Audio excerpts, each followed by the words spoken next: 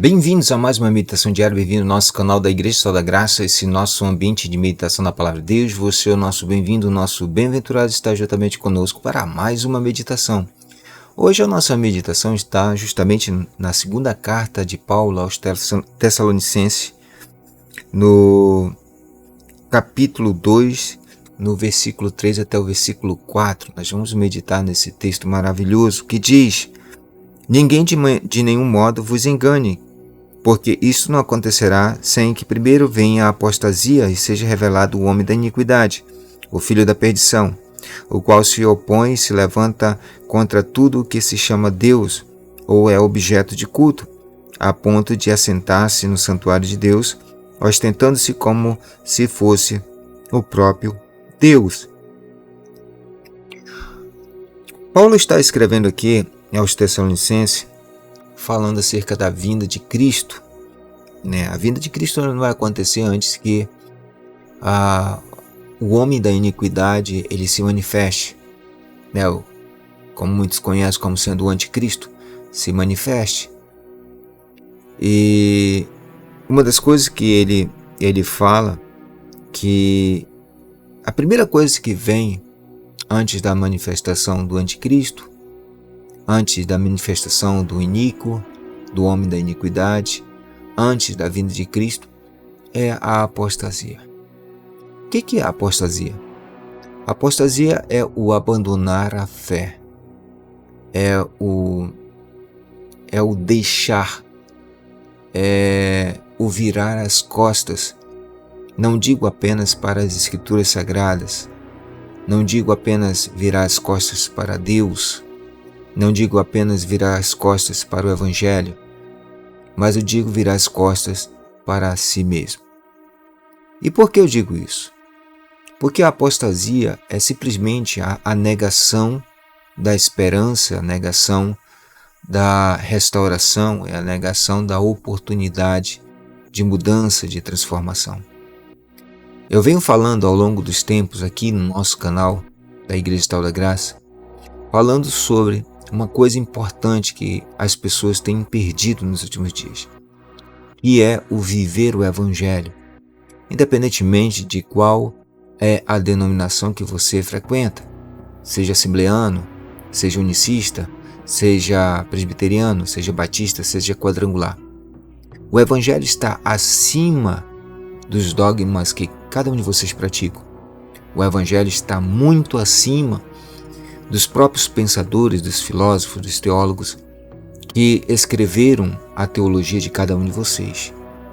Viver o Evangelho é uma questão pessoal, é uma experiência pessoal, é algo que somente você pode experimentar, pode pôr em prática. A apostasia, ela acaba com esse direito. A apostasia, ela te diz que você não deve viver o Evangelho por conta própria, mas que você precisa viver os dogmas, viver as normas, viver as regulamentações. A apostasia, ela tenta remover de você o Evangelho para pôr no lugar delas um conjunto de regras.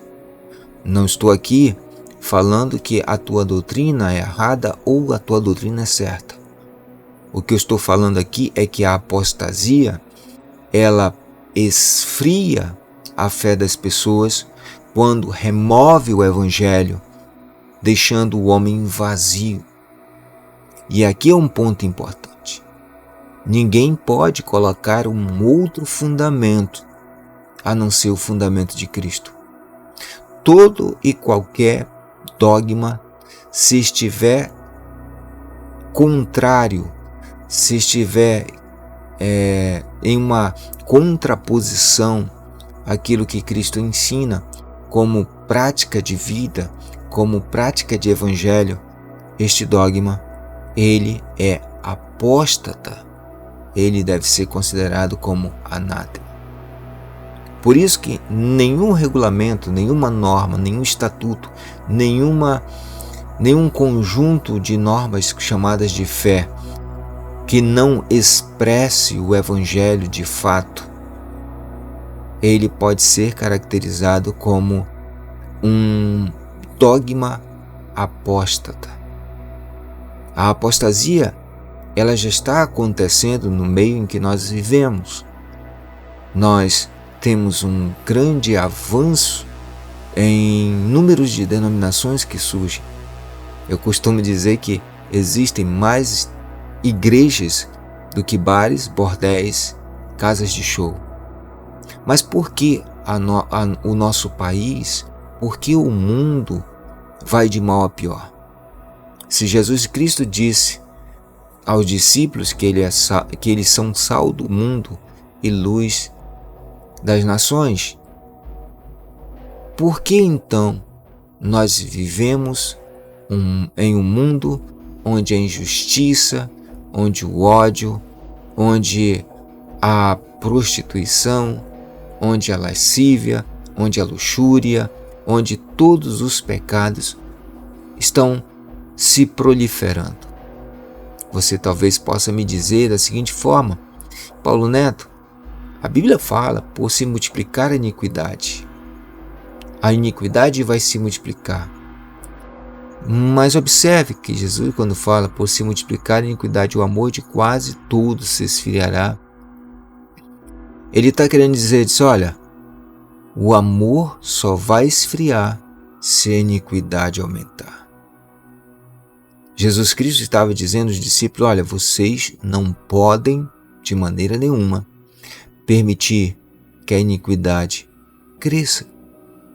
Para isso, vocês têm que manter o Evangelho vivo. Para isso, vocês têm que ser a inspiração dos outros, para que eles, vendo em você a oportunidade ou a possibilidade do Evangelho ser cumprida em suas vidas, é a forma como que vocês podem brecar o aumento da iniquidade. Eu costumo dizer que aquilo que está escrito de ruim para acontecer, ele deve ser entendido como um impulso ou uma motivação a mais para cada um de nós a permanecer no Evangelho, a praticar o Evangelho, a viver o Evangelho. Caso contrário, de fato, como Paulo diz, a apostasia vem para revelar o homem da iniquidade. Só que tem um detalhe aqui. Todos estão esperando a revelação de um homem e esquecem do que João fala, que muitos dentre eles se transformaram, se fizeram em anticristos. Muitos se tornaram homens da iniquidade. A apostasia, ela revela o homem da iniquidade que há no mundo. Quando perdemos a fé, quando deixamos de crer, quando não vivemos o Evangelho como deve ser vivido, nós nos tornamos um homem da iniquidade. Que possamos despertar, que possamos acordar deste sono que hoje paira sobre o nosso país. Enquanto as pessoas estão preocupadas em discutirem, em brigarem por causa de política, eles esquecem de pregar o Evangelho. Se todas as igrejas de fato pregassem o Evangelho, hoje a nossa nação não estaria vivendo o que nós vivemos hoje. Não teríamos um congresso discutindo o aborto, discutindo a legalização das drogas, discutindo a corrupção. Se de fato os líderes pregassem o Evangelho, o Brasil, o mundo, seria um verdadeiro paraíso. Então desperta, acorda, levanta e prega o Evangelho de Cristo, que é loucura e que é escândalo. Escândalo para os judeus ou escândalo para a teologia e loucura para a filosofia. Que Deus possa nos despertar deste sono para pregarmos o Evangelho de Cristo. Fiquem com Deus, que Deus abençoe a todos e até a próxima.